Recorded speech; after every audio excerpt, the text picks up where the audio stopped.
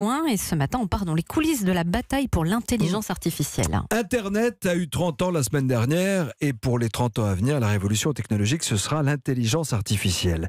Des machines capables de conduire des voitures, de faire des diagnostics médicaux. Alors, on est encore au début, au balbutiement certes, mais c'est un énorme enjeu pour les grandes puissances. Alors, il y a un pays qui est en pointe, ce sont les États-Unis. On y retrouve notre correspondant permanent d'Europe 1, Xavier Yvon. Bonjour Xavier. Bonjour Nikos, bonjour à tous. Alors, comme pour l'informatique, comme pour Internet, les États-Unis veulent mener cette prochaine révolution technologique et vous le constatez, vous notamment à New York.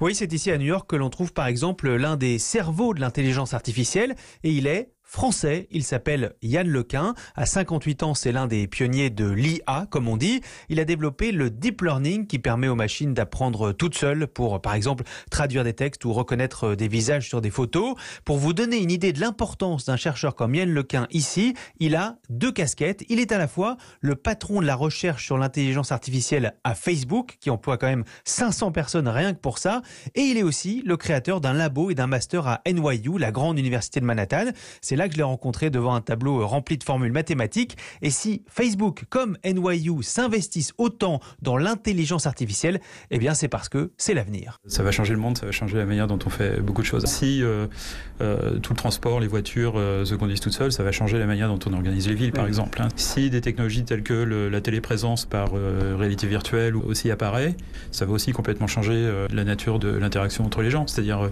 les gens vont voyager peut-être moins, parce que, en tout cas pour le boulot, parce qu'ils pourront être présents virtuellement dans une autre pièce. Et puis, il va y avoir des changements aussi au niveau du gouvernement. Donc, pour prédire les demandes pour la santé publique, on peut analyser, par exemple, la santé publique en analysant ce qui passe dans les égouts. Des choses comme ça. Des choses comme ça, il y en a à l'infini ou presque. Tout le monde en est bien conscient, jusqu'au plus haut dirigeant de la planète. Vladimir Poutine l'a dit lui-même, celui qui sera leader en intelligence artificielle dominera le monde. Et le président chinois Xi Jinping, lui, l'a bien compris. Il a annoncé que son pays serait numéro 1 de l'IA d'ici 2030. Et c'est pour ça que la Chine est aujourd'hui l'autre poids lourd de l'intelligence artificielle, Xavier. Oui, la Chine s'est éveillée à l'intelligence artificielle à un moment très précis, raconte Yann Lequin, le jour où un programme créé par des Occidentaux a battu l'un des meilleurs joueurs du monde au jeu de Go. Ce sont les échecs asiatiques. En Chine, le Go, c'est un élément culturel très important. Enfin, c'est pratiquement une religion pour certains. Donc ça a été un choc. Et ça a un peu galvanisé les forces à la manière dont Sputnik a galvanisé les forces américaines pour la course à l'espace. Donc le gouvernement investit massivement. Il y a aussi au niveau populaire, de même que la course à l'espace était un sujet sur toutes les lèvres dans les années 60 aux États-Unis. Tous les enfants s'y intéressaient, etc. En Chine, il y a un petit peu la même chose, mais pour l'intelligence artificielle. Shanghai est une des rares villes dans le monde où je suis reconnu dans la rue, par exemple. Et je vais vous donner un exemple frappant. Une seule ville en Chine, Tianjin, qui n'est pas la plus grande, eh bien, elle a annoncé un investissement de 14 milliards d'euros dans l'intelligence artificielle. C'est 10 fois plus que le budget prévu par Emmanuel Macron pour la même technologie en France. C'est très impressionnant. Est-ce que ça veut dire aussi que c'est la Chine qui va dominer l'intelligence artificielle, donc le monde a encore Poutine ?